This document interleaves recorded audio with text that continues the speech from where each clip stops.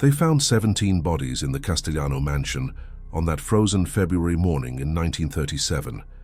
17 men, each one a high-ranking member of New York's most feared crime family, arranged in a perfect circle around the grand dining table, their wine glasses still full, their eyes still open. And at the head of that table, slumped in his gilded throne, sat Don Vittorio Castellano, the man they called the Iron Fist of Brooklyn, with a single playing card placed delicately on his chest. The Queen of Spades. No signs of struggle, no forced entry. The mansion's doors locked from the inside, but here's what made hardened NYPD detectives lose sleep for years. In the master bedroom upstairs, they found a wedding dress laid out on the bed, perfectly white, perfectly clean, with a handwritten note pinned to the bodice that simply read, "The debt is paid." The Don's young bride, a girl of barely 20 who had walked down the aisle just 9 months earlier, had vanished without a trace. No body, no blood, no explanation. The question that haunted the tabloids for decades: how did an innocent seamstress from a struggling immigrant family become the architect of the most methodical massacre in organized crime history? What transformed a timid girl who couldn't meet a man's eyes into the phantom they would later whisper about in fear? La Morte Bianca, the White Death. To understand how 17 of New York's most dangerous men died at the hands of a 20-year-old bride, we must return to a cold November evening in 1936, to a cramped tenement apartment in Little Italy, where a young woman named Lucia Marino sat by candlelight, mending a dress with trembling hands, unaware that her father had just gambled away her entire future. The November rain hammered against the tenement windows like fists demanding entry. Lucia Marino worked her needle through the silk fabric of Mrs. Chen's evening gown, each stitch precise, despite the dim candlelight and the gnawing hunger in her stomach. At 20 years old, she had the kind of beauty that people noticed but never spoke about. Dark eyes that seemed to hold ancient sorrow, black hair she kept in a severe bun, a face angular from too many missed meals. She had learned to make herself small, to move through the world like a shadow. Because in Little Italy in 1936, a beautiful girl from a poor family was a commodity, not a person. Her father, Antonio Marino, had been a dock worker before the injury that twisted his spine and turned him bitter. Now he spent his days at Romano's social club, betting on horses that never came in, drowning his shame in bootleg whiskey, and accumulating debts to men who didn't believe in forgiveness. Lucia had watched her mother work herself into an early grave, trying to keep food on the table. 6 months ago, she'd buried Mama in a pauper's cemetery, and since then, she'd become the family's sole provider. Her needle and thread, the only thing standing between her father and the streets. She didn't hear him stumble up the stairs that night. She was too focused on the tiny rosebud she was embroidering on the gown's collar, too lost in the rhythm of the work that kept her mind from wandering to dangerous places, to dreams of a different life, a different world. When the apartment door crashed open, she pricked her finger. A single drop of blood bloomed on the white silk like a prophecy. Lucia, her father's voice was thick with liquor and something else. Something that made her spine stiffen with animal instinct. "Put down the sewing, we need to talk." She looked up at him properly then, and her heart became stone. Antonio Marino had the look of a man who had just made a deal with the devil and was trying to convince himself it was salvation. Behind him, filling the doorway like an omen, stood 2 men in expensive suits, the kind of men who didn't need to announce their profession. The cut of their clothes, the cold assessment in their eyes, the bulge of firearms under their jackets. They were soldiers, mafia. "Papa, what have you done?" Lucia whispered, but she already knew. She had always known this moment would come. In neighborhoods like theirs, girls like her had one currency, and desperate men always found a way to spend it. The taller of the 2 men stepped forward. His name was Carlo Benedetti, and he was Don Vittorio Castellano's consigliere, his most trusted advisor. He had a face like carved marble, handsome in a way that suggested cruelty rather than kindness. When he looked at Lucia, it wasn't with lust or even interest. It was the look a man gives a horse he's considering purchasing, an assessment of value. "Miss Marino," Carlo said, his voice smooth as expensive whiskey, "your father owes my employer $47,000. You understand what that means in our world?" Lucia understood. $47,000 might as well have been 47 million. It was a death sentence, plain and simple. Men who owed the Castellano family didn't just lose money. They lost fingers, then hands, then their lives, usually in that order. She had seen it happen. Everyone in Little Italy had seen it happen. Don Vittorio is a reasonable man, Carlo continued, circling the small apartment like a predator. A generous man. He's willing to forgive the entire debt. Every penny. Your father walks away clean, gets to keep breathing, keeps his miserable life intact. He paused, letting the words hang in the air like smoke. But generosity requires reciprocity, Miss Marino. The Don requires a bride. The word hit Lucia like a physical blow. Not a mistress, not a servant, a bride, which meant something else entirely.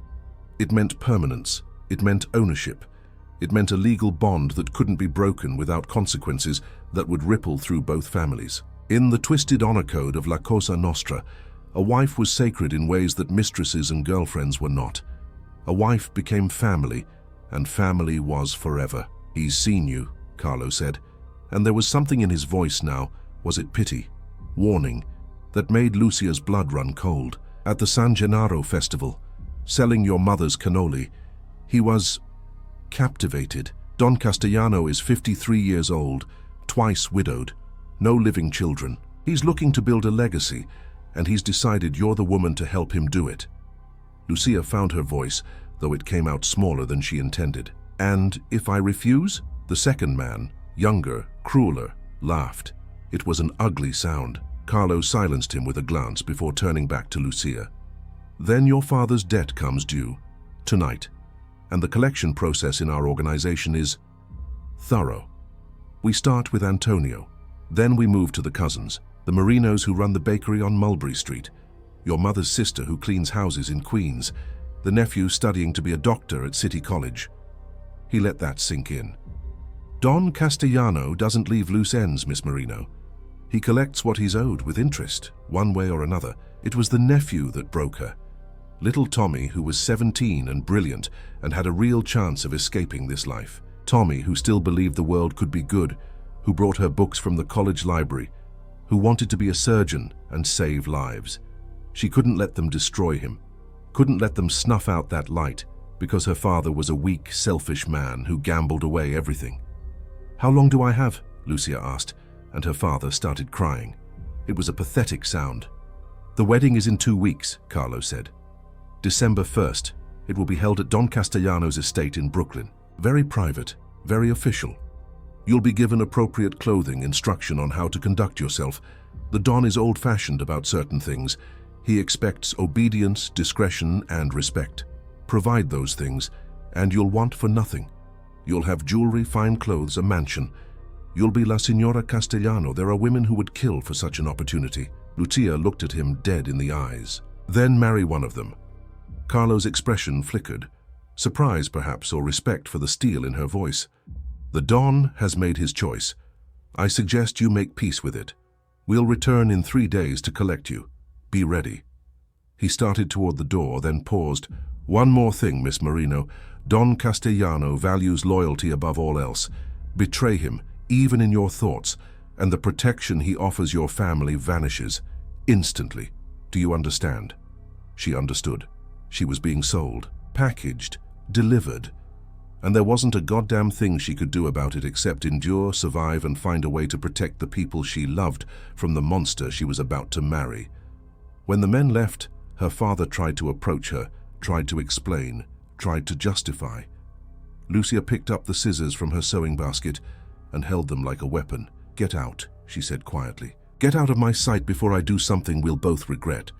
Antonio Marino looked at his daughter, really looked at her, and saw something that terrified him.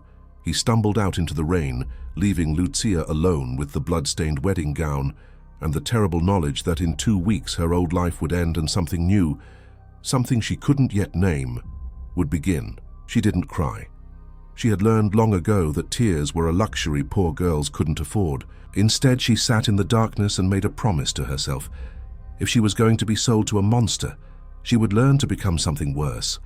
If Don Vittorio Castellano wanted a bride, he would get one. But he wouldn't get the timid, obedient little girl he expected. He would get something else entirely. something patient, something watching, something that would wait for the perfect moment to strike. Lucia Marino finished mending Mrs. Chen's gown, packed away her needles and thread, and began planning her survival. She didn't know yet that survival would transform into something darker. She didn't know that the scared girl sitting in that tenement would become the woman they whispered about in fear. She didn't know that in 9 months she would be standing in that mansion, surrounded by 17 corpses, finally free. But somewhere deep in her bones, in that ancient place where women have always known things men can't understand, she felt it coming. The transformation, the reckoning, the moment when the innocent bride would become the angel of death. The 3 days before her collection passed in a fugue state, Lucia moved through her routine, delivering finished garments, taking new orders, preparing meals her father wouldn't eat, while her mind worked in circles, searching for exits that didn't exist. She considered running. Toronto, maybe, or Chicago. But Carlo Benedetti's words echoed in her skull. The Marinos who run the bakery. Your mother's sister. The nephew studying to be a doctor. The Castellano family had eyes everywhere, and their memory was long. You didn't escape Don Vittorio. You either served him or you died. On the second night, an unexpected visitor arrived. Mrs. Gioconda, the elderly widow who lived 3 floors down, knocked softly and entered without waiting for permission. The old woman had buried 3 sons, 1 to tuberculosis, 2 to mob violence. She had eyes like river stones, worn smooth by grief. She carried a small wooden box and a bottle of homemade limoncello. "You're going to that man," Mrs. Gioconda said. It wasn't a question. News traveled fast in tenement buildings where walls were thin and secrets were currency. Lucia nodded, unable to speak past the tightness in her throat. The old woman poured 2 glasses of the lemon liqueur and pushed one toward Lucia. "Then you need to hear some things. Things the men don't speak about. Things only women know." She opened the wooden box. Inside lay a collection of dried herbs, small vials of powder, and a leather-bound journal. "I was a midwife for 40 years, child. I know how to bring life into this world, but I also know how to ease suffering when life becomes unbearable." What followed was an education. Mrs. Gioconda spoke in whispered Italian, teaching Lucia about plants that could make a man sleep deeply or wake him with nightmares, mushrooms that caused confusion, herbs that induced illness without killing. Nothing overtly poisonous, nothing that could be traced or detected by the mob's corrupt doctors, but enough to defend herself if the worst happened, enough to have control when control was all you had left. "Remember," Mrs. Gioconda said as she left, pressing the box into Lucia's hands, "a patient woman is the most dangerous creature God ever made. Men forget this, to their peril." When Carlo Benedetti returned on the 3rd day, Lucia was ready. She wore her best dress, threadbare but clean, and had packed a single small suitcase with her few possessions, her sewing kit, her mother's rosary, the wooden box hidden at the bottom beneath her undergarments. She had braided her hair and pinned it severely. She had washed her face in cold water until her skin was pale and tight. She looked like a girl going to her execution, which, in a way, she was. The car that came for her was a black Cadillac V16, the kind of vehicle that cost more than most families earned in a lifetime. The interior smelled of leather and expensive cigars. Carlo sat beside her in the back, silent, while the younger soldier drove. They moved through the city as dusk fell, leaving the cramped streets of Little Italy behind, crossing the Brooklyn Bridge, entering a world that might as well have been another planet. The Castellano estate sat on 2 acres in Bensonhurst, a fortress disguised as a mansion. High walls topped with wrought iron, gates operated by men with shotguns, manicured lawns that stretched like green oceans. The house itself was a monument to stolen wealth, 3 stories of pale stone and dark windows that watched like eyes. Lucia counted 6 armed men patrolling the grounds. 6 she could see. How many more were hidden? Inside, the mansion was a cathedral to power and paranoia. Marble floors, crystal chandeliers, paintings in gilded frames depicting scenes of pastoral Italy that had never existed for people like Lucia's family. But beneath the opulence, she sensed something else. A coldness, an emptiness, the feeling of a place where terrible things happened behind closed doors, and the walls had learned to keep secrets. A severe woman in a black dress met them in the foyer. Mrs. DeLuca, the housekeeper, who had the look of a prison matron disguised as domestic help. "The girl," she said to Carlo, not even pretending Lucia had a name. "She's smaller than I expected. The Don likes his women with more meat on their bones." "The Don likes what the Don likes," Carlo replied coldly. "Get her cleaned up, properly dressed. She meets him for dinner in 2 hours. See that she doesn't disappoint." Lucia was taken upstairs to a bedroom that was larger than her entire tenement apartment. A 4-poster bed dominated the space, its canopy silk and lace. A vanity with an oval mirror. A wardrobe that, when opened, revealed dozens of dresses in various sizes, clearly left by previous women who had passed through these rooms, for better or worse. Mrs. DeLuca ran a bath scalding hot and provided soaps that smelled of lavender and rose. "Scrub yourself clean," she ordered. "The Don doesn't tolerate dirt." As Lucia undressed, the housekeeper examined her with clinical detachment. "You're too thin. We'll need to fatten you up if you're expected to bear children. That's what you're here for, understand? An heir. The Don's last 2 wives failed at that. Don't make the same mistake." The words chilled Lucia more than anything Carlo had said. She wasn't just being acquired as a wife. She was being acquired as a broodmare for a man desperate for legacy. The biological imperative made the arrangement somehow more grotesque, more inescapable. She forced herself to breathe, to think, to remember Mrs. Gioconda's words. "A patient woman is the most dangerous creature God ever made." After the bath, Mrs. DeLuca selected a dress, deep green silk with a modest neckline and 3/4 sleeves, appropriate for a bride-to-be meeting her betrothed. She arranged Lucia's hair in soft waves, applied minimal makeup, and stepped back to assess her work. "You'll do," she said grudgingly. "Remember, speak when spoken to, lower your eyes. The Don values modesty in his women. If he asks you a question, answer briefly and truthfully. He has ways of knowing when people lie." As 7 o'clock approached, Lucia was led down a long hallway lined with photographs. Men in suits, men with guns, men whose eyes followed you even from behind glass. At the end of the hall was a dining room that could have seated 30, but was set for 2. And there, standing by the window with his back to her, was Don Vittorio Castellano. He turned when she entered, and Lucia's first thought was, "He looks like death wearing an expensive suit." Vittorio Castellano was 53, but looked 70. Gaunt, pale, with eyes like chips of black ice set deep in a skull-like face. His hair, slicked back and silver, reflected the chandelier light. His hands, when he gestured for her to approach, were skeletal, long fingers adorned with gold rings, including one with a lion's head that she would later learn was his family crest.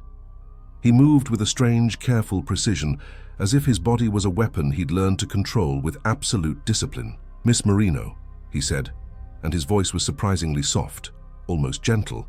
It made him more terrifying, not less. "Please, say it?" Lucia obeyed, lowering herself into the chair across from him. The table between them might as well have been a chasm. She kept her eyes down, her hands folded in her lap, every muscle in her body coiled with tension. "Look at me," Vittorio commanded quietly. She raised her eyes, met his gaze, and saw something that made her stomach turn. Hunger.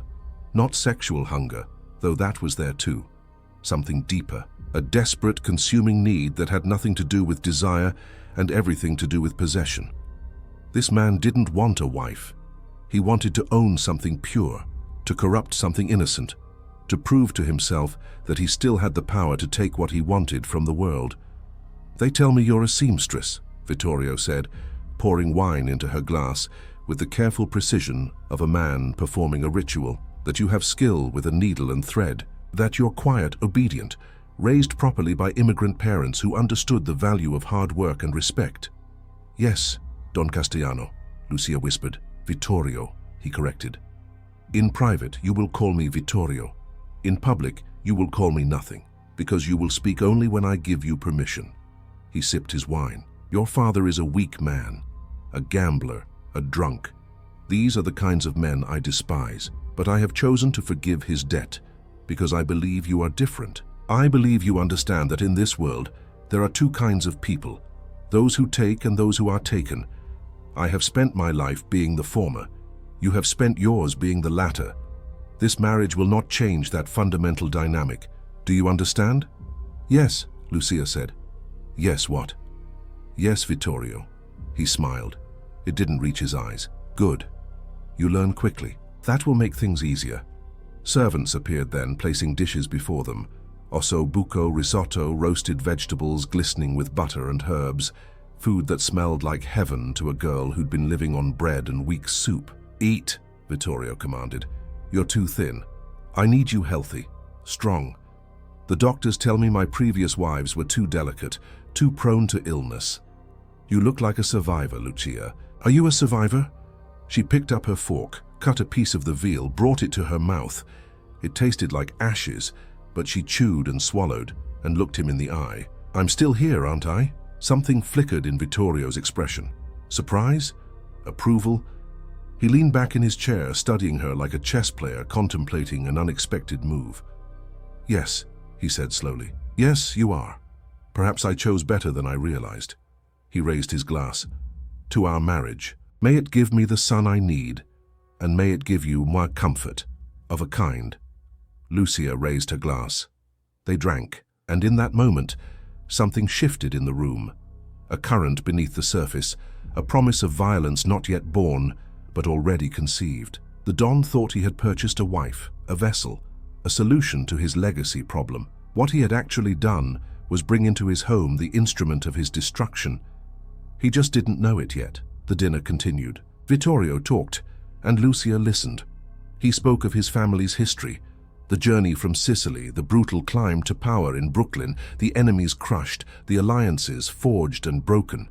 He spoke with pride about the organization he'd built, the men who feared him, the territories he controlled.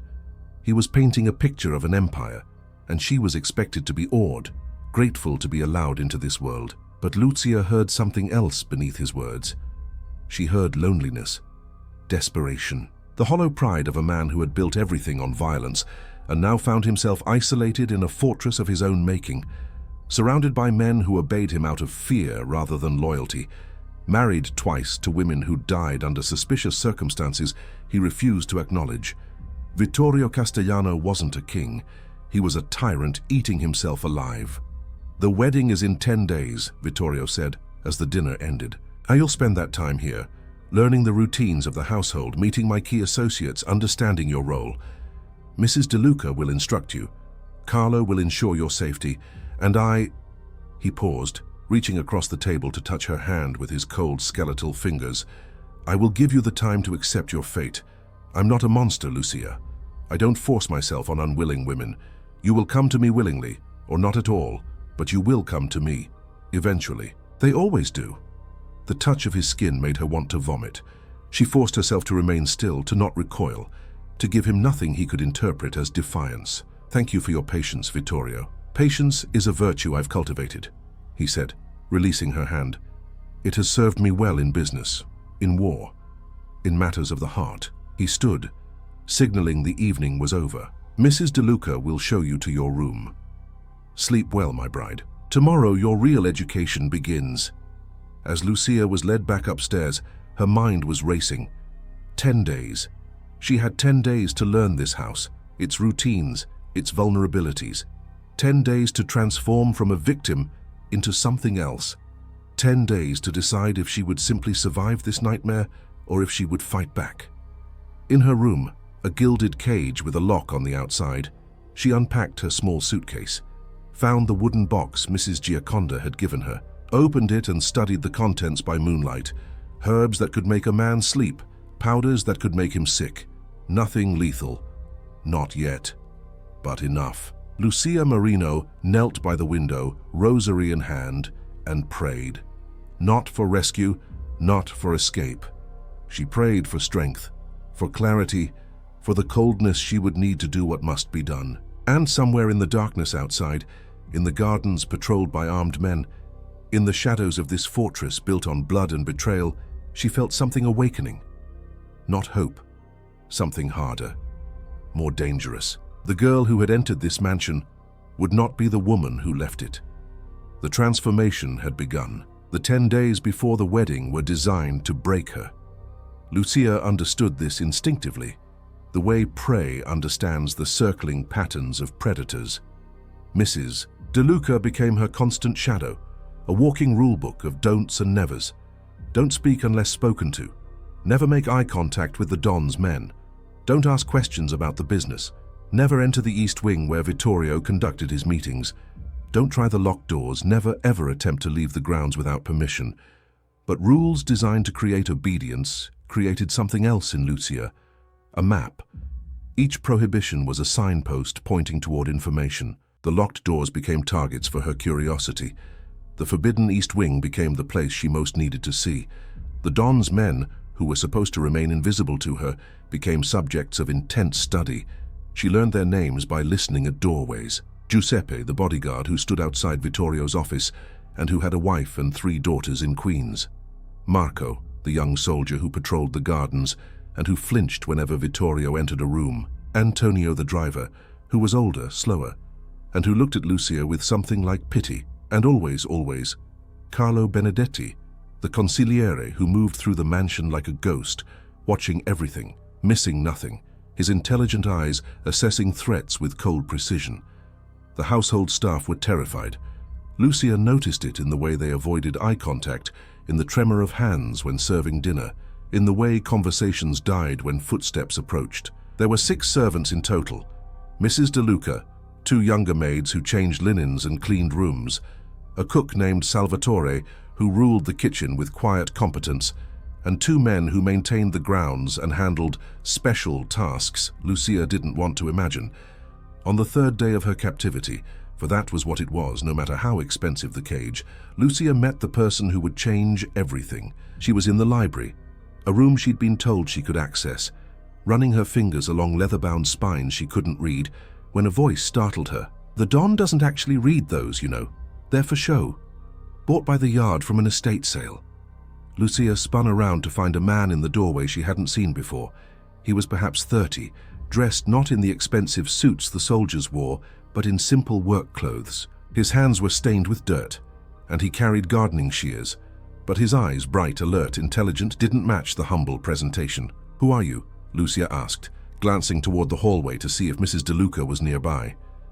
"The gardener," he said with a slight smile. "Though that's not all I am. My name is Thomas Reardon, and you're the girl who's supposed to save the Don's dynasty." "I have to go," Lucia said, moving toward the door. Talking to strange men was absolutely on Mrs. DeLuca's list of forbidden activities. "Wait." Thomas blocked her path, but not threateningly. He lowered his voice. "You should know something about the women who came before you, the ones who wore those dresses hanging in your wardrobe, Angelina and Sophia, the Don's previous wives." Lucia's heart hammered. "They died." "I was told they died of illness." "They did," Thomas said, "but not the kind of illness the doctors wrote on the death certificates. They died of this house, of what happens in this house, of secrets that eat women alive from the inside." He glanced over his shoulder, then continued rapidly. "I maintain the gardens. I'm invisible to the Don and his men. But I see things, I hear things, and I'm telling you now, if you want to survive this marriage, you need to understand what you're really dealing with. Why would you tell me this? Why would you risk—" "Because my sister was a maid here," Thomas interrupted, and there was pain in his voice now, real and raw. "Marie. She worked in this house for 6 months. Then she saw something she shouldn't have seen, knew something she shouldn't have known, and one morning she didn't wake up. Heart failure, the doctor said. She was 19 years old. The air in the library felt suddenly thick. Lucia's instincts screamed at her to walk away, to not get involved, to keep her head down and survive. But another part of her, the part that had been growing since the night her father sold her, needed to know. "Tell me," she whispered. Thomas glanced at the doorway again, then spoke rapidly. "The East Wing, the rooms the Don doesn't want anyone entering. That's where he conducts business, yes, but it's also where he keeps his real records, ledgers that show where the money really goes, photographs that would destroy him if they ever saw daylight, and something else, something worse." He paused, and when he continued, his voice dropped to barely a whisper. "The Don has a hobby, Lucia, a secret one. He collects people, not just criminals and soldiers, vulnerable people, women, girls.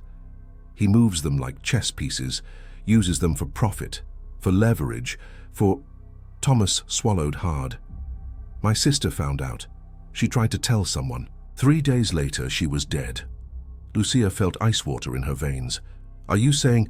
I'm saying that the man you're about to marry is worse than you imagine.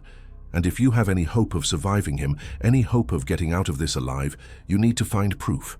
Evidence, something you can use as leverage. Because otherwise you'll end up like Angelina and Sophia and my sister Marie. Just another name on a too-short death certificate, buried in a grave nobody visits. Before Lucia could respond, footsteps echoed in the hallway. Thomas transformed instantly, his posture changing, his eyes going dull and subservient. "The roses need pruning, ma'am," he said loudly in a different voice, rougher, less educated. "I'll see to them today, Mrs." DeLuca appeared in the doorway, her eyes narrow and suspicious. "What are you doing in here, Reardon?" "Just asking the young miss about the garden arrangements for the wedding, ma'am. Making sure the flowers are to her liking." The housekeeper looked between them, searching for conspiracy, but Lucia had learned to make her face a mask. "I told him white roses," she said quietly. "For the ceremony. Get back to work." Mrs. DeLuca snapped at Thomas, who ducked his head and hurried away. Then she turned to Lucia. "You don't speak to the help. Especially not the men. The Don won't tolerate it. I'm sorry, Mrs. DeLuca. It won't happen again, but it would." Because Thomas had just handed Lucia something precious, a reason to fight. She wasn't just trying to survive anymore.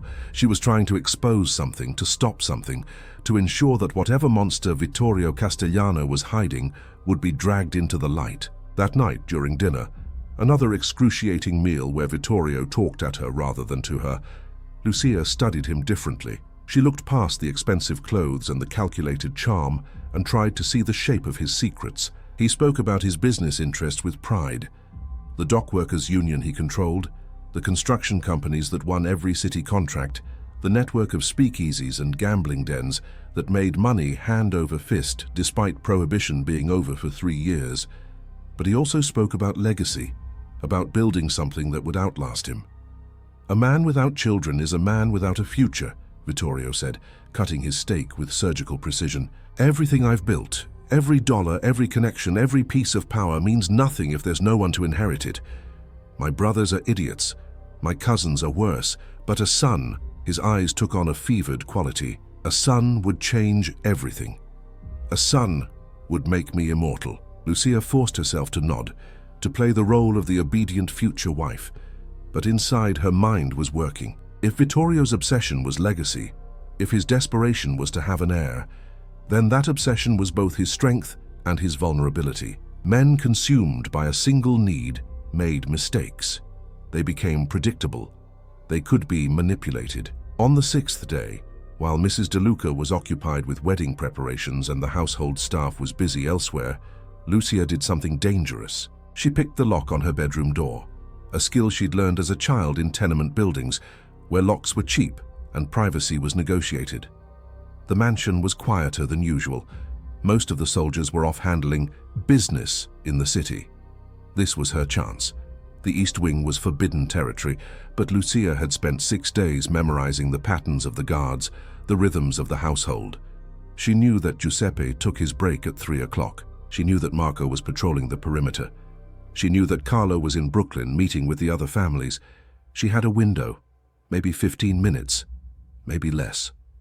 Her heart thundered as she moved through the hallway, her feet silent on the marble floors. The door to Vittorio's office was locked, but it was an old lock, simple compared to modern mechanisms.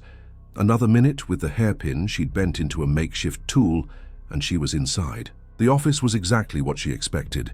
Leather chairs, a massive desk, paintings of Italian landscapes that had probably cost a fortune. But it was the filing cabinet in the corner that drew her attention. Locked. Of course, locked. But the lock was similar to the bedroom door, and Lucia had become efficient. Click. Open. What she found in those files would haunt her for the rest of her life.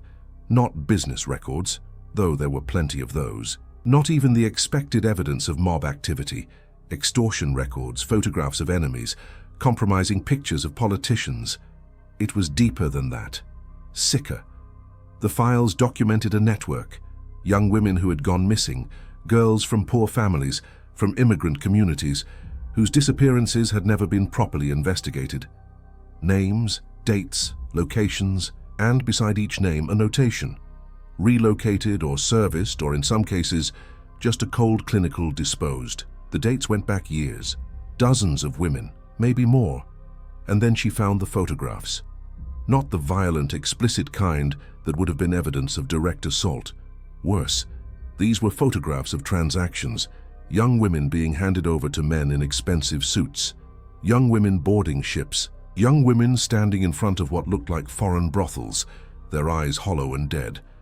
This wasn't just organized crime, this was organized evil. A trafficking operation hidden within the larger structure of the mob, a side business that Vittorio ran with the same cold efficiency he ran everything else.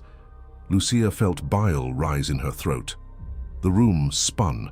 She thought of the 2 previous wives who had died in this house. Had they discovered this? Had they threatened to expose it? Was that why they were dead? A sound in the hallway froze her blood. Footsteps, male, heavy, coming closer. She closed the filing cabinet silently, relocked it with trembling hands, looked around frantically for an exit. The window no, they'd hear it open, and it was 3 stories up. The closet? Too obvious. Think, Lucia. Think. The footsteps stopped outside the door. A key turning in the lock.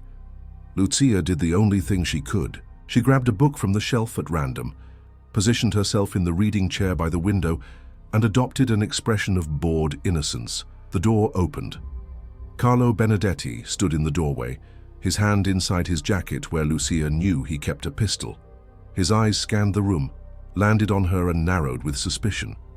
"How did you get in here?" "The door was open," Lucia said, her voice steady, despite her racing heart. She held up the book, some volume about Roman history. "I was bored. Mrs. De Luca was busy. I thought reading wouldn't be forbidden." Carlo studied her for a long moment. He was intelligent, this one. Dangerous not just because he was violent, but because he was smart. The Don doesn't like people in his office. "I'm sorry, I didn't know it was his private office. I thought it was just another room." She stood, carefully marking her page. "I'll leave." "What were you really doing?" Carlo asked. And there was steel in his voice now. Lucia met his eyes. "Reading, that's all. I'm going to be trapped in this house for the rest of my life, Carlo. I need something to occupy my mind. Unless that's forbidden too." Something flickered in his expression. Was it respect? Suspicion? Both? "The Don will be informed you are in here. I understand." Carlo stepped aside to let her pass, but as she walked by him, he spoke softly. "You're not like the others. Angelina cried every day. Sophia tried to run. You're planning something. I can see it. I just can't figure out what." Lucia paused but didn't turn around. "I'm planning to survive my wedding, Carlo. That's all any woman in my position can plan for." "See that it stays that way," he said. "The Don has invested considerably in you. He wouldn't appreciate damaged goods." She walked away, the book still in her hands, her mind screaming. She had been caught. Not red-handed, but caught nonetheless. Carlo was suspicious. He would be watching her more closely now. And she had 4 days left before the wedding. 4 days to figure out how to use what she'd learned. 4 days to transform from a victim into something else entirely. That night, she lay awake in her locked room and made a decision. She couldn't run. Couldn't expose Vittorio to the authorities. The police were on his payroll, the judges in his pocket. Couldn't save herself by betraying him because the consequences would destroy her entire family. There was only one path forward. Only one way to ensure that the monster she was marrying would never hurt another woman. She would have to destroy him from the inside, methodically, carefully. She would marry him, play the obedient wife, wait for the perfect moment, and then she would bring his entire empire crashing down. Not for revenge, for justice, for the women whose names were in those files, for Thomas's sister Marie, for Angelina and Sophia, who had died in this house. For every victim of Vittorio Castigliano's cruelty. The transformation was complete. Lucia Marino was gone. In her place was something harder, colder, more dangerous. A woman who knew exactly what kind of monster she was dealing with and who had decided to become an even more patient, more terrifying monster to stop him. In 4 days, she would walk down the aisle. She would say, "I do." She would become La Signora Castellano. And then, when the time was right, she would become the Angel of Death. The countdown had begun. December 1st arrived cold and grey, the kind of morning that felt like an omen. Lucia woke to find Mrs. DeLuca already in her room, accompanied by two women she didn't recognize, professional dressmakers who had come to prepare the bride. The wedding dress hung on a stand like a ghost, white silk and lace that probably cost more than her father would earn in 10 years. It was beautiful in a suffocating way, the kind of beauty that was also a cage. "The Don wants you perfect," Mrs. DeLuca said, her voice sharp with authority, and something else, was it warning. "The ceremony is at noon. The priest has been paid to ask no questions. Witnesses from the 5 families will be in attendance. You will speak your vows clearly, you will not hesitate, you will smile when appropriate. Do you understand?" Lucia nodded.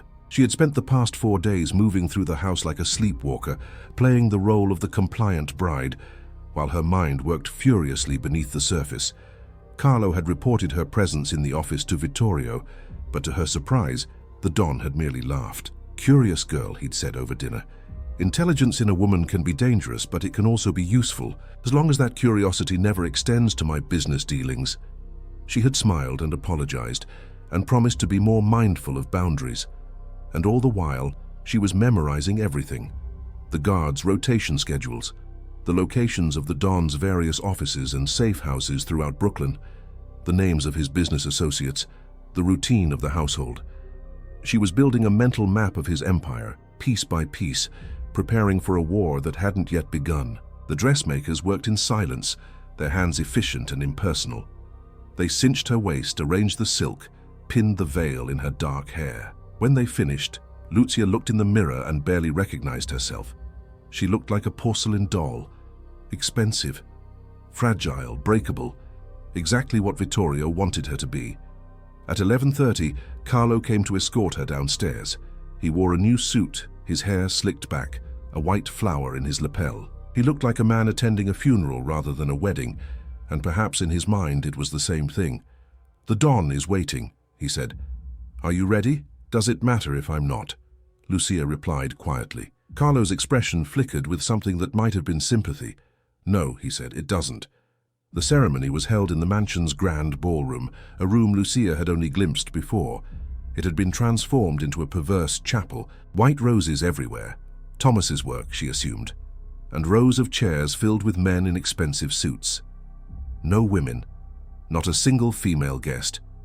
This was a mob wedding, a business transaction witnessed by the criminal elite of New York, and women were props, not participants. Lucia counted 23 men in attendance. She recognized some from newspaper photographs. Salvatore Maranzano, his face like carved granite. Lucky Luciano, young and dangerous, watching everything with calculating eyes. Frank Costello, Vito Genovese, the names that would become legend, all gathered in this room to watch one of their own claim his prize. And at the front, standing before a nervous priest who kept glancing at the armed guards, was Vittorio Castellano. He wore a black suit that made him look even more skeletal, his silver hair gleaming under the chandelier light. When Lucia entered on Carlo's arm, because there was no father to give her away, and everyone in the room knew why, Vittorio's eyes locked onto her with an intensity that was almost physical. The ceremony was brief. The priest rushed through the vows, as if speed could somehow absolve him of complicity. Lucia spoke her part mechanically. "I do. I will. Until death do us part." The words felt like stones in her mouth. When Vittorio slipped the ring on her finger, a gold band set with diamonds, it felt like a shackle. When he kissed her, his lips cold and possessive, she forced herself not to recoil. "Ladies and gentlemen," the priest said, his voice shaking, "I present to you Don and Signora Castellano." Applause. The men in the room stood and clapped, not with joy, but with the satisfaction of witnessing a successful business deal. Luciano caught Lucia's eye and gave her a small nod that might have been respect or might have been pity. She couldn't tell which was worse. The reception was held in the dining room, a feast that would have fed half of Little Italy. Tables groaning under platters of food, wine flowing like water, music from a small orchestra tucked into a corner. The men ate and drank and talked business in low voices, occasionally glancing at the new bride, who sat at the head table beside her husband, silent and ornamental. Vittorio was in rare form, expansive and almost jovial. He spoke to his guests about his plans for expansion, about new territories opening up now that prohibition was over, about the construction projects that would make him legitimate in the eyes of the law. "And now," he said, raising his glass, "I have secured the final piece of my legacy. A wife young enough, strong enough to give me sons, to the continuation of the Castellano name." The men cheered. Lucia drank her wine and tasted nothing. As the afternoon wore on, the guests began to depart. One by one, they approached the head table to offer congratulations that sounded like condolences. Lucky Luciano leaned close and whispered to Vittorio, "She's got fire in her eyes, Vito. Be careful it doesn't burn you." The Don laughed and pulled Lucia closer, a possessive arm around her waist. "Let her burn," he said. "I've always enjoyed playing with fire." By evening, the mansion was quiet again. The staff cleared away the remnants of the celebration. The guards returned to their posts, and Lucia was led upstairs to the master bedroom, no longer her temporary quarters, but the room she would now share with her husband. The room was enormous, dominated by a bed that looked more like an altar. Mrs. De Luca had laid out a nightgown, white silk and lace, the kind of garment designed for a wedding night. "The Don will join you shortly," she said, and there was genuine pity in her voice now. "Remember what I told you about his expectations." When the housekeeper left, Lucia stood in the center of that room and felt the full weight of her situation crash over her. This was real. This was happening. In moments, Vittorio would enter, and the marriage would be consummated and there would be no going back. Her hands trembled as she changed into the nightgown, as she took down her hair, as she sat on the edge of that enormous bed and waited. The door opened. Vittorio entered, already in his robe, his skeletal frame even more pronounced without the armor of his suit. He closed the door behind him and locked it. The sound of that lock clicking into place was the loneliest sound Lucia had ever heard. "My bride," Vittorio said, approaching slowly. "My beautiful, terrified bride." He sat beside her on the bed, reached out to touch her face. "You're shaking." "I'm sorry," Lucia whispered. "Don't be. Fear is honest. I appreciate honesty." He studied her face with an intensity that made her skin crawl. "I told you I don't force myself on unwilling women. That promise stands. But understand this, Lucia. You are my wife now. Eventually, willingly or not, this marriage will be consummated. The only question is when, and how pleasant or unpleasant that experience will be depends entirely on your attitude." He waited for her response. Lucia thought of Thomas's sister, of Angelina and Sophia, of the names in the files, the girls who had been relocated and disposed of. She thought of Mrs. Gioconda's words, "A patient woman is the most dangerous creature God ever made." And she made a choice. She turned to face Vittorio, met his eyes, and spoke with a calm that surprised them both. "I'm not afraid of you. I'm afraid of the pain. There's a difference." Vittorio blinked. "Are you?" "Yes. You're my husband now. For better or worse. I don't have the luxury of fear. I have the reality of this life, this situation. So, tell me what you want. Tell me your expectations, and I'll do my best to meet them." Something in Vittorio's expression shifted. Confusion, perhaps, or interest. He was a man who had spent a lifetime surrounded by fear and obedience. Lucia's calm resignation, her practical acceptance of her fate, was unexpected, different, maybe even appealing. "What I want," Vittorio said slowly, "is a wife who understands that respect and obedience bring rewards. A wife who recognizes that I am a man of considerable power, and that power can be used to protect or to destroy." He paused. "I am not a young man, Lucia. I don't have the energy or the interest in breaking you like an animal. I need a partner, an intelligent partner who can represent me properly, who can be the mother of my children, who can help me build a legacy that outlasts this criminal life." "Then that's what I'll be," Lucia said. "But I need something from you in return." The audacity of the statement made Vittorio laugh, a genuine sound of surprise and something like delight. "What could you possibly need from me? You have everything now." "Safety," Lucia said. "Not for me, for my family. Real safety. My father, my cousins, all of them. I need to know that your protection isn't conditional, that no matter what happens between us, they remain untouched." Vittorio considered this. Smart girl. You're negotiating. I like that. Very well, you have my word. As long as you remain faithful, as long as you serve me as a proper wife should, your family is under my absolute protection. They'll want for nothing. Your little nephew will finish medical school. Your cousin's bakery will thrive. Even your worthless father will be taken care of. Then you have my loyalty, Lucia said. Complete loyalty. The lie tasted like ash, but she said it with conviction. And Vittorio, accustomed to forcing compliance rather than earning it, believed her.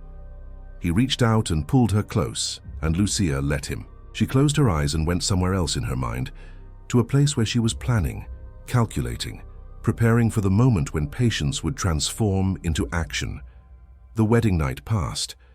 Whether through genuine exhaustion or some mercy Lucia didn't understand, Vittorio merely held her, speaking softly about his plans for the future until he fell asleep.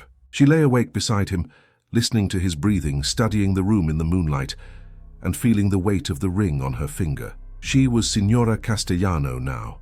The title felt like a tombstone, but tombstones marked endings, and Lucia had just negotiated a beginning, a chance to earn his trust, to move freely, to learn everything she needed to know. She had bought herself time with false loyalty and the promise of sons she would never give him. As dawn approached and the house began to stir with the day's routines, Lucia carefully extracted herself from her husband's embrace and went to the window. Outside, Thomas was already in the gardens, tending to the roses. He looked up at her window, and even from this distance she could see the question in his eyes. Did you survive? She nodded once, and then, because she knew he would understand, she made a small gesture with her hand, a turning motion, like winding a clock. Patience. It's beginning. Thomas went back to his roses, and Lucia went back to bed beside the monster she'd married. The game had changed. The hunt had begun, and the Don who thought he'd purchased a wife had actually brought a weapon into his home. He just didn't know it yet. 3 months passed in a carefully constructed performance. Lucia became the perfect mob wife, the role so convincing that even she sometimes forgot it was an act. She attended charity events on Vittorio's arm, dressed in furs and diamonds, smiling gracefully at the corrupt politicians and business owners who bowed and scraped before her husband. She hosted dinners for the organization's leadership, playing the gracious hostess while the men discussed territories and percentages and problems that needed resolving. To the outside world, she was the picture of success. A poor girl elevated to luxury, grateful for her good fortune. To the household staff, she was kind and respectful, earning their genuine affection in ways Vittorio's previous wives never had. To the Don's associates, she was appropriately deferential, a beautiful ornament that added to Vittorio's prestige without threatening his authority. But beneath the performance, Lucia was building something else, an intelligence network, a web of information that she collected with the patience Mrs. Giaconda had taught her to cultivate. Thomas became her secret ally. They communicated through small, careful gestures, a particular arrangement of flowers on the breakfast table, a book left open to a specific page, notes hidden in places only they knew. Through Thomas, Lucia learned about the external operations, which warehouses held the imported liquor, which construction sites were fronts for laundering money, which union leaders were on Vittorio's payroll. Salvatore the cook, grateful for Lucia's kindness when his mother fell ill, began to share gossip from the kitchen, which associates were falling out of favor, which deals were going sour, which soldiers were skimming profits and would soon disappear.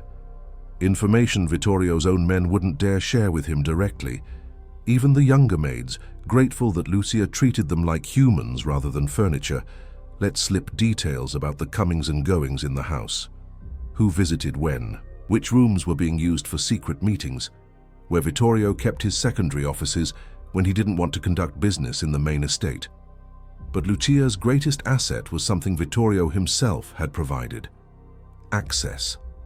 As his wife, she was expected to manage the household finances, to review the domestic accounts. This gave her a legitimate reason to study ledgers, to ask questions about expenditures, to understand the financial structure of the estate. And because Vittorio believed she was loyal, because he trusted that he had successfully tamed her, he allowed her deeper access than he'd ever allowed his previous wives. She learned that the trafficking operation she'd discovered in his files was more extensive than she'd imagined. The network spanned from New York to Chicago to New Orleans, moving women and girls like inventory. She found evidence of payoffs to immigration officials, to police captains, to judges who looked the other way. The system was vast, protected at every level by money and fear. And she learned something else, something that made her blood run cold. Vittorio's 2 previous wives hadn't died of illness. They had died because they'd discovered the trafficking operation and threatened to expose it. Angelina had tried to go to a newspaper. Sophia had attempted to contact the FBI. Both had been eliminated quietly, their deaths made to look natural, their families threatened into silence. This discovery transformed Lucia's mission. She wasn't just trying to survive anymore. She was carrying the weight of every victim, every woman whose name appeared in those files, every future victim who could be saved if she succeeded. The responsibility was crushing. It was also clarifying. She needed to do more than expose Vittorio. She needed to destroy his entire operation in a way that would prevent anyone from resurrecting it. That meant not just killing the Don, though that was certainly part of the plan, but eliminating his key lieutenants, destroying his records, and creating enough chaos that the organization would collapse from within. To do that, she needed help. And she needed it from the one place Vittorio would never suspect. On a warm afternoon in late March, Lucia arranged to visit her family in Little Italy. Vittorio had reluctantly agreed, sending 2 bodyguards to escort her. Giuseppe and Marco, who had grown fond of the young signora and who believed they were protecting her rather than controlling her. The tenement building where she'd grown up looked even more shabby and desperate than she remembered.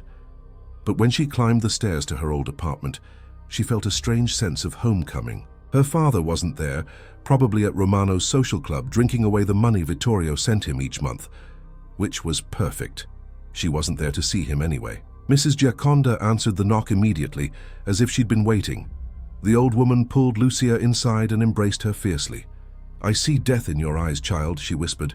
"What have you learned?" In the privacy of Mrs. Gioconda's small apartment, Lucia told her everything.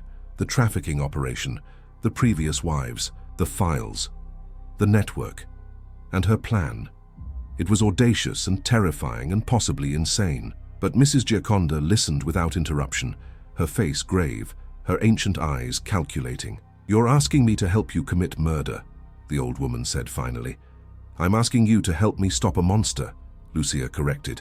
"How many women has he destroyed? How many more will he destroy if he's allowed to continue?" Mrs. Gioconda was quiet for a long moment. Then she went to her cabinet and pulled out her wooden box, the one she'd given Lucia before the wedding, now returned with most of its contents unused. "What you're planning requires more than herbs that make men sleep. You're planning for something permanent. Yes? And you're certain. Once you begin this path, there's no turning back. You'll be marked, hunted. Even if you succeed, even if you escape, you'll spend the rest of your life looking over your shoulder." Lucia thought of the names in the files, of Thomas's sister Marie, of Angelina and Sophia, who had tried to do the right thing and paid with their lives. "I'm certain." Mrs. Gioconda nodded slowly. "Then I'll teach you what you need to know. But understand this, Lucia. What I'm about to show you isn't medicine. It's murder. And once you use it, you'll carry that weight forever." What followed was an education in death. Mrs. Gioconda had spent 40 years as a midwife, but before that, she'd lived through things she never spoke about. Wars, occupations, times when women had to protect themselves and their families, using knowledge that couldn't be found in any book. She knew plants that stopped hearts, substances that mimicked natural death, compounds that could be administered slowly, building up in a person's system until the final lethal dose triggered an event that looked like natural causes. "The key is patience," Mrs. Gioconda explained, measuring out precise amounts of various powders and dried mushrooms. "A quick poison is obvious, detectable, but a slow poison, administered carefully over time, creates symptoms that doctors interpret as natural illness. Heart problems, respiratory failure, stroke. By the time the victim dies, their body is so compromised that no one questions it. Lucia absorbed everything like a student preparing for a final exam. She learned about dosages and timing, about how to mask bitter tastes in wine or food, about the specific symptoms to watch for that would tell her if she'd given too much or too little, about the crucial final dose that would push a weakened system over the edge. "But you're not talking about one man," Mrs. Gioconda said. "You're talking about many. How will you manage that?" "A dinner," Lucia said. "I'm planning a dinner. For the Don's closest associates, his inner circle. The men who run the trafficking operation, who profit from it, who enforce it. If I can gather them all in one place." "You'll need something faster acting for multiple targets," Mrs. Gioconda said, her mind already working through the logistics. "Something that can be delivered in a shared dish or wine. And you'll need to ensure you're protected, that you don't accidentally poison yourself." She studied Lucia's face. "This is big, child. Bigger than just revenge. You're talking about—" "Justice," Lucia interrupted. "I'm talking about justice for every woman whose name is in those files. For every woman who might be added to those files in the future." Mrs. Gioconda pulled out a new set of vials, these ones darker, more ominous. "What I'm giving you is extracted from a particular type of mushroom. Odorless, tasteless. In small doses it causes confusion and disorientation. In larger doses it's lethal.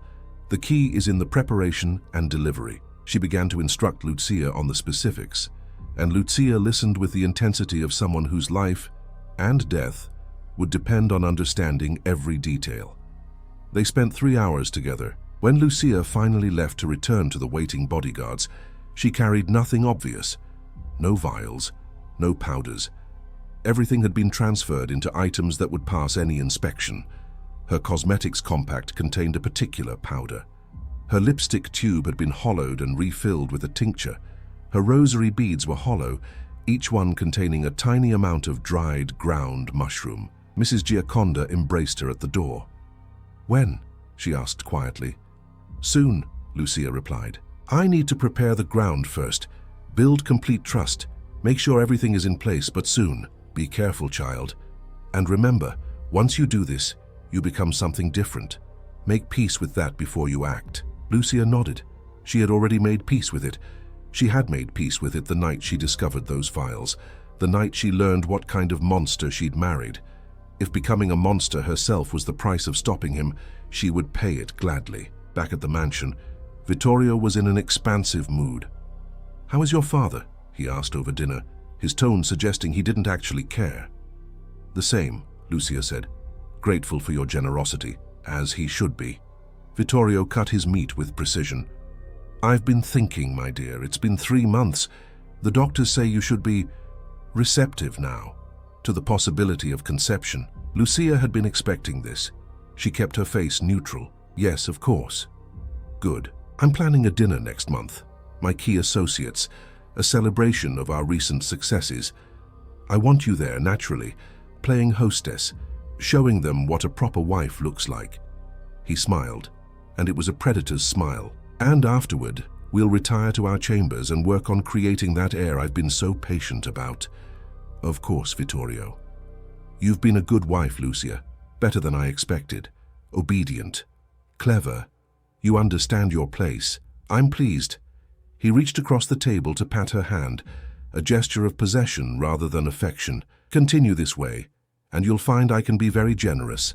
Very generous indeed." Lucia smiled back at him, the perfect picture of grateful submission. Inside her mind was racing. A dinner, he was planning a dinner, for his key associates, which meant his inner circle would all be in one place, at one time, and he just told her she would be the hostess. It was perfect. It was the opportunity she'd been waiting for. After dinner, alone in the bedroom while Vittorio dealt with some late-night business, Lucia carefully unpacked the gifts Mrs. Gioconda had given her. She studied each component, rehearsing the steps, calculating dosages, planning the logistics. She would need help with the final execution. Thomas, certainly. Maybe Salvatore the cook. She would need to move carefully, to ensure no one outside her small circle of allies knew anything was wrong until it was too late. The dinner was scheduled for April 15th, 5 weeks away. 5 weeks to prepare, to plan, to ensure every detail was perfect. 5 weeks to transform from victim to executioner. Lucia knelt by her window and looked out at the gardens Thomas maintained. Even in the darkness, she could see the shapes of the roses, white roses, the same ones that had decorated her wedding, symbols of purity and innocence that had been twisted into something else entirely. She thought about the woman she used to be, Lucia Marino, the seamstress from Little Italy, who had been terrified and helpless and sold like livestock. That woman was gone, dead, in a way that was more profound than physical death. In her place was someone new, someone colder, someone capable of planning the systematic murder of 17 men without flinching. The Angel of Death, she thought. That's what they would call her, if the story ever got out. If anyone ever pieced together what she was about to do. Not an angel of mercy, an angel of justice, of reckoning, of final judgment for men who thought they were untouchable. Outside, the moon rose over Brooklyn, cold and distant and beautiful. Inside, Lucia Castellano, for that was her name now, whether she wanted it or not, began the final preparations for the dinner that would change everything. The countdown to April 15th had begun, and when that night came, when 17 men sat down at Vittorio Castellano's table for what they thought would be a celebration, they would be sitting down to their own execution. They just didn't know it yet. The 5 weeks before the dinner passed in a blur of careful preparation. Every detail had to be perfect. Every contingency had to be planned. One mistake, one moment of hesitation, and Lucia would end up like Angelina and Sophia, another convenient death, another problem solved. Thomas became her co-conspirator in earnest. They met in the greenhouse on Tuesday afternoons when Vittorio was in the city, speaking in whispers among the orchids and ferns. Lucia showed him the list she'd been compiling, 17 names, the 17 men who formed Vittorio's inner circle, who knew about the trafficking operation, who profited from it directly. "This is everyone?" Thomas asked, studying the paper. "Everyone who matters. Carlo Benedetti, the consigliere, Salvatore Maranzano and Lucky Luciano from the commission, the 3 captains who run the actual operations, the accountant who launders the money, the lawyer who keeps them all out of prison, the dock supervisor who ensures shipments go unnoticed. All of them. If we eliminate these 17 men, the entire structure collapses." "You keep saying we," Thomas said quietly. "I'm willing to help, Lucia. God knows I owe it to Marie. But are you sure you want me implicated in this? They'll hunt whoever does this for the rest of their lives." "That's why we're not going to leave evidence," Lucia said. "That's why it needs to look like natural causes, like food poisoning maybe, or contaminated wine. Something that could be explained as tragic coincidence rather than deliberate murder." She explained Mrs. Gioconda's plan, the mushroom extract that would be added to the wine course, the dosage that would cause symptoms resembling acute poisoning, vomiting, convulsions, respiratory failure, but which would be undetectable in autopsy by 1937 standards. The medical examiner was on Vittorio's payroll anyway, used to signing death certificates that protected the organization. He would see what he expected to see, a tragic accident. "What about you?" Thomas asked. "You'll be there. How do you avoid being poisoned yourself?" "I'm the hostess. I'll drink from my own bottle, pour from a different decanter. The Don never drinks during business dinners anyway. He stays sharp while everyone else gets comfortable. He'll survive the first dose." Thomas's eyes widened. "The first dose." Lucia's expression was cold. "I need the others dead first. Witnesses eliminated. And then when it's just Vittorio and me, when he realizes what I've done." She pulled out a small vial from her pocket. "Mrs. Gioconda's special blend. Fast acting. He'll be dead in minutes." "And then what?" "You can't stay here. The moment the bodies are discovered, you'll be the first suspect." "Then I won't be here to be suspected," Lucia said. "I've been moving money. Small amounts. Nothing Vittorio would notice. I've been trading jewelry. The pieces he gives me for cash that can't be traced. I have new identification papers, a plan to get to Canada, then England. By the time anyone realizes what happened, I'll be a ghost." Thomas was quiet for a long moment. "You've thought of everything." "I've had 3 months to think. 3 months watching that monster walk around like a king, knowing what he's done, knowing what he'll keep doing if someone doesn't stop him." Her voice hardened. "Someone has to stop him, Thomas. And if the police won't do it, if the FBI won't do it, if the entire corrupt system is designed to protect men like him, then it falls to people like us. People like us, Thomas repeated softly. A gardener and a seamstress taking on the mob. And winning, Lucia said, because they'll never see us coming. We're invisible to them, beneath their notice. That's our weapon. Thomas looked at the list again, and Lucia saw him making the same decision she'd made months ago. The decision to stop being a victim and become something else. All right, he said finally. Tell me what you need me to do. Over the next weeks, they refined the plan. Salvatore the cook was brought into the conspiracy, carefully, tentatively, with the understanding that his role was simply to ensure certain dishes went to certain guests. He didn't need to know about the poison. He just needed to follow Lucia's instructions about which wine to pour and when. The Signora wants everything perfect for this dinner, Lucia told him. The Don is trying to impress important guests. I need you to trust me on the menu, on the wine selection. Can you do that? Salvatore, who had watched his predecessor mysteriously quit after questioning one of Vittorio's orders, understood that trust in this household was about survival. Whatever you need, Signora. Giuseppe and Marco, the bodyguards, were kept in the dark. They would be on duty during the dinner, stationed outside the dining room. They liked Lucia, saw her as different from the cold, paranoid men they usually protected, and she hated that her plan would hurt them indirectly. But there was no other way. The organization had to be decapitated completely, or it would just regenerate like a hydra. On April 10th, 5 days before the dinner, Lucia made her final visit to Little Italy. Mrs. Giaconda had the last components ready. This is it, the old woman said, pressing several small packets into Lucia's hands. Once you use this, there's no antidote. No second thoughts, you understand? I understand. The symptoms will be horrible. These men will die in agony. Are you prepared to watch that? Lucia thought of the files, the photographs, the girls who had been taken and broken and destroyed. Yes, she said. I'm prepared. Mrs. Giaconda pulled her close. You won't be able to come back here. Not ever. Your family won't know what happened to you. They'll think you're dead or disappeared. I know. It's better that way. If they don't know anything, they can't be blamed. Vittorio's promise of protection will die with him, but if they have no knowledge of my involvement, the other families won't target them. They'll just be collateral damage of the Don's death. The old woman kissed her forehead.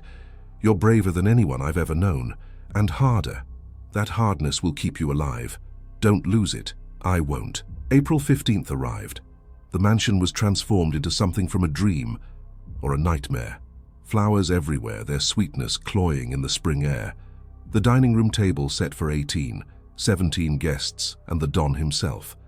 Crystal glasses catching the candlelight. China so fine you could see through it. Everything perfect. Everything prepared for a celebration that would become a massacre. Lucia dressed carefully in a gown of deep red silk. She wore the diamond earrings Vittorio had given her for their 3-month anniversary. She arranged her hair in an elegant updo. She looked like a woman at the height of her power and beauty. She looked like a woman who had everything to live for. She looked like anything except what she actually was. An executioner preparing for the most important night of her life. Downstairs, the guests began to arrive. Lucia watched from the upstairs landing as they entered. Men in expensive suits, laughing and joking, completely unaware that they were walking into their own tomb. Carlo Benedetti arrived first, ever punctual, his sharp eyes scanning the room for threats he would never see coming. Lucky Luciano came with Vito Genovese, the two of them discussing territory disputes in low voices. Salvatore Maranzano, the old-school boss who still believed in honor among criminals. One by one, they gathered. One by one, they sealed their fates by crossing that threshold. At 7 o'clock, Vittorio found Lucia. You look beautiful, he said, and for once there might have been genuine appreciation in his voice. Come, let's greet our guests together. Show them what a united front looks like. Lucia took his skeletal arm and descended the stairs. The men turned to watch her, their expressions ranging from admiration to calculation. She smiled at them, played the gracious hostess, accepted their compliments with appropriate modesty. And all the while she was counting, making sure everyone on her list had arrived. 17 men, plus Vittorio, 18 targets, "Gentlemen," Vittorio said, raising his voice to command attention, "welcome to my home. Tonight we celebrate not just our recent successes, but the future of this organization, a future I intend to build with my wife by my side." He pulled Lucia closer. "She has proven herself beyond my expectations, loyal, intelligent, discreet, the kind of partner every man in this room should be fortunate enough to find." Murmurs of agreement, raised glasses. None of them knew, none of them suspected. "Shall we dine?" Vittorio gestured toward the dining room. "My wife has arranged something special." They filed in, taking their seats around the massive table. Lucia had arranged the seating herself, ensuring that the men who knew the most about the trafficking operation were closest to Vittorio. Carlo at the Don's right hand, Lucky Luciano at his left. The captains interspersed among the other guests, all of them thinking this was just another business dinner, all of them wrong. The meal began with antipasto. Salvatore had outdone himself: prosciutto, fresh mozzarella, marinated vegetables. The men ate and drank, their voices growing louder as the wine flowed. Lucia moved among them, playing the perfect hostess, ensuring glasses were filled, that everyone was comfortable. She didn't eat. "Nerves," she explained to those who noticed. "I want everything to be perfect." The wine for the main course arrived, a special vintage, she explained, selected specifically for this occasion. Salvatore poured carefully, following the choreography they'd rehearsed. The good bottle for Vittorio and Lucia, the poisoned bottles for everyone else. The decanting process masked any slight difference in appearance. The men were too busy talking, too comfortable to pay attention. Lucia watched as they raised their glasses in toast after toast. To the organization, to Vittorio's health, to future profits, each sip carrying them closer to their end. The dosage was calibrated to take about 30 minutes to act, long enough that no one would associate the wine with the symptoms, short enough that they would all still be in the house when it happened. The main course was osso buco, Vittorio's favorite. Rich veal in wine sauce, so flavorful that any subtle bitterness would be masked. Not that there was bitterness in what they were eating. The poison was entirely in the wine. Mrs. Giaconda had been clear. One delivery method impossible to trace, the symptoms appearing like contaminated wine that had gone bad in the bottle. As the meal progressed, Lucia's heart pounded so hard she was certain everyone could hear it. But she kept her face serene, kept moving, kept playing her role. 20 minutes. 25. 30. The first symptom was Marco, the young captain, looking suddenly pale. "I don't feel well," he said, his voice uncertain. "Too much wine," someone joked. "Can't handle the good stuff." But then Lucky Luciano's hand went to his stomach, his face twisted in pain. "Something's wrong," he said. And suddenly, the room erupted in chaos. Men began clutching their stomachs, doubling over in pain. Vomiting started, violent, uncontrollable. Carlo tried to stand to maintain order, but his legs gave out. He collapsed to the floor, convulsing. Someone screamed for doctors. Someone else tried to call for help, but the phone lines had been mysteriously cut. Thomas's work, done hours earlier. Lucia backed away from the table, her face a mask of horror that wasn't entirely feigned. This was worse than she'd imagined, more violent, more terrible. Men were dying in front of her, and while she'd known intellectually what that would look like, the reality was overwhelming. Vittorio stood, immune because he'd been drinking from his own bottle, and his face was a mixture of confusion and rage. "What is this?" he roared. "What's happening?" "The wine," Lucia said, her voice shaking, with fear, with adrenaline, with the knowledge that everything now depended on the next few minutes. "It must be the wine. Something was wrong with it. Get the doctors," Vittorio shouted at Giuseppe, who had burst into the room at the sounds of distress. "Get them now!" But it was too late. One by one, the men at the table were dying, some quickly, like Carlo, whose convulsions stopped suddenly as his heart gave out. Others more slowly, drowning in their own fluids, their bodies shutting down as the poison did its work. The dining room that had been filled with laughter was now filled with the sounds of death, gasping, moaning, the terrible rattle of men taking their last breaths. Lucia watched it all with dry eyes, counted the bodies as they stopped moving. 17 guests, all of them dead or dying. The inner circle of Vittorio Castellano's empire, wiped out in less than an hour. And then there were two, Vittorio and Lucia, standing in a room full of corpses, the chandelier light reflecting off pools of blood and vomit, the smell of death already heavy in the air. Vittorio turned to her slowly, and in his eyes Lucia saw the moment of realization, the moment he understood. "You," he whispered. "This was you?" "Yes," Lucia said calmly. She reached into her sleeve and pulled out the final vial, the fast-acting poison. "This was me. But why? I gave you everything, protection, wealth, position. Why would you—" He stopped. Understanding dawned. "You found the files. I found the files. I learned what you did to Angelina and Sofia. I learned about the trafficking, about all of it." She opened the vial. "You're a monster, Vittorio, and monsters need to die." He lunged at her, or tried to, but he was an old man, weakened by months of stress, and Lucia was young and fast and motivated by 3 months of suppressed rage. She dodged his grasp, and in one smooth motion threw the contents of the vial into his face. Vittorio gasped, inhaling the powder. His hands went to his throat. His eyes went wide. I'm the angel of death," Lucia said softly. "And you're going to hell." Vittorio fell. It took 3 minutes for him to die. 3 minutes of struggling for breath, of his heart racing and then failing, of his body recognizing it was ending and fighting uselessly against the inevitable. Lucia watched every second. When he finally went still, she knelt beside him and closed his eyes. "For Angelina," she whispered, "for Sofia, for Marie, for every woman whose name was in your files, for every woman who would have ended up there if someone didn't stop you." She stood, looked around the dining room at the massacre she'd created.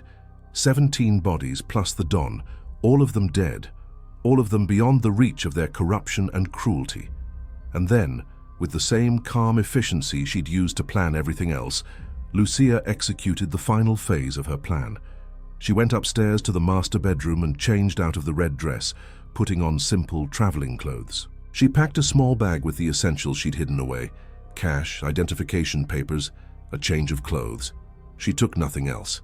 No jewelry, no mementos, nothing that could tie her to the Signora Castellano who had walked these halls. In the bedroom, she laid out her wedding dress on the bed, the same dress she'd worn 3 months ago.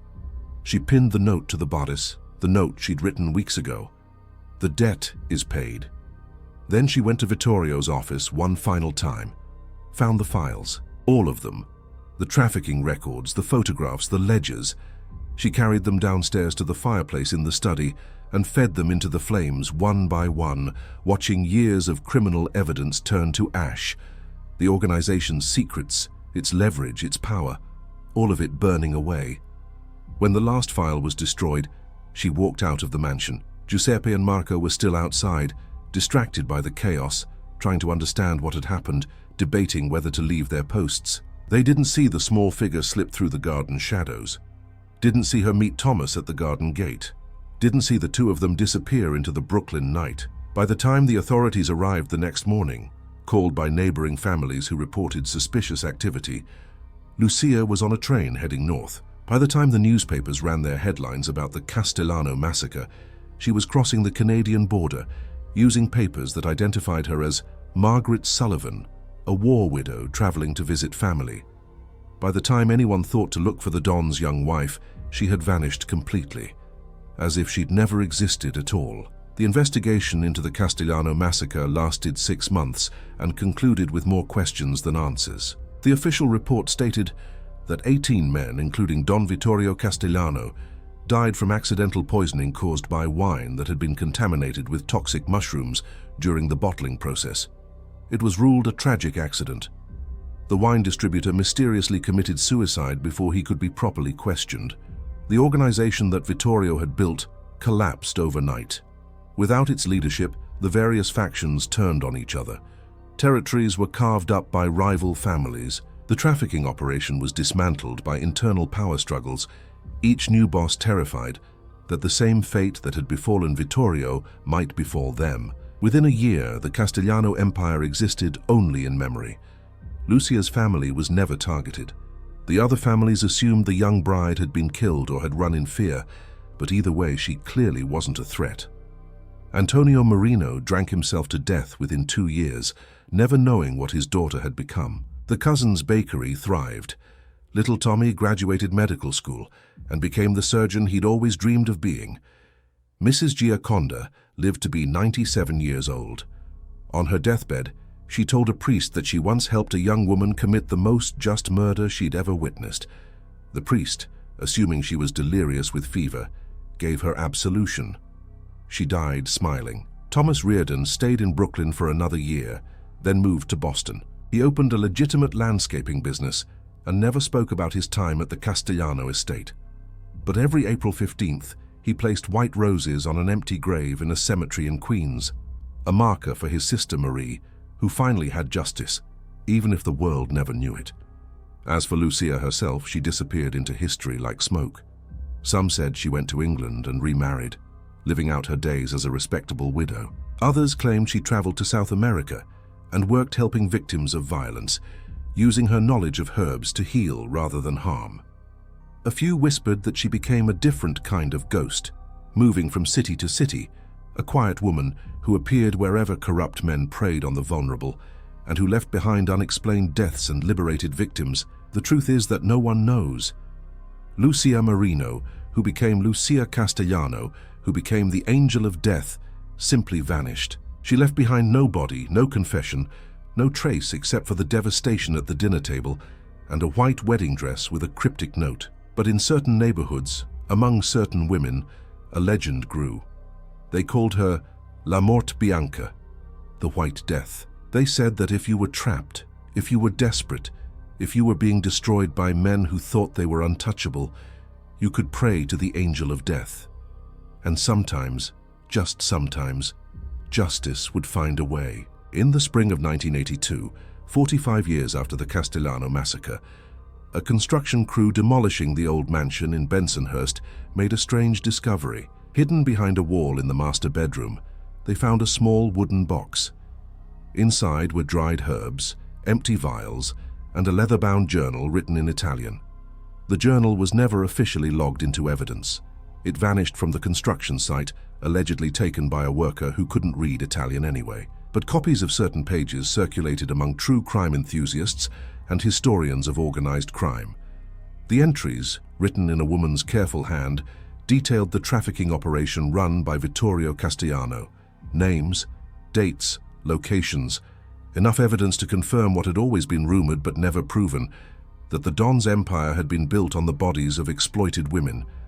The final entry in the journal, dated April 14, 1937, read simply, "Tomorrow, I become what I must become. Not for revenge, not for myself, but for every woman who couldn't fight back. For every woman who will never have to suffer what I've suffered. Mama once told me that the work of our hands defines us. I am a seamstress. I create things that cover and protect. Tomorrow I will sew something new, justice from the fabric of their corruption. God forgive me. But more importantly, may the women whose names fill this journal forgive me if I fail. I won't fail." And she didn't. The cold case of the Castellano massacre remains technically unsolved to this day.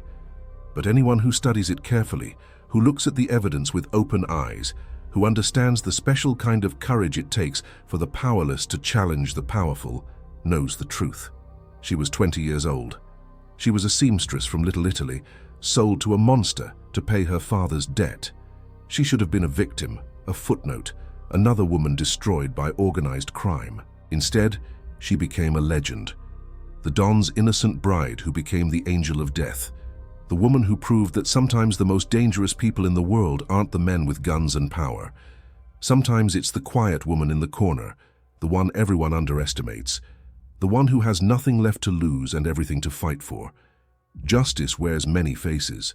Sometimes it wears a white dress and carries a needle and thread. Sometimes it sits at a dinner table and pours wine with a steady hand. Sometimes it vanishes into history, leaving behind only questions and the cold certainty that evil men got exactly what they deserved. And sometimes, in the darkest moments, when the world seems controlled by monsters who will never face consequences, it's worth remembering that once upon a time, a 20-year-old seamstress looked at an empire of corruption and decided that patience, intelligence, and courage could topple even the most powerful kingdom. The debt was paid, in full, with interest, and somewhere perhaps in England or South America, or in a small apartment in some unnamed city, an old woman might sometimes look out her window at white roses and remember the night she stopped being a victim and became something else entirely. The angel of death, patient, merciless, just, and still, after all these years, watching.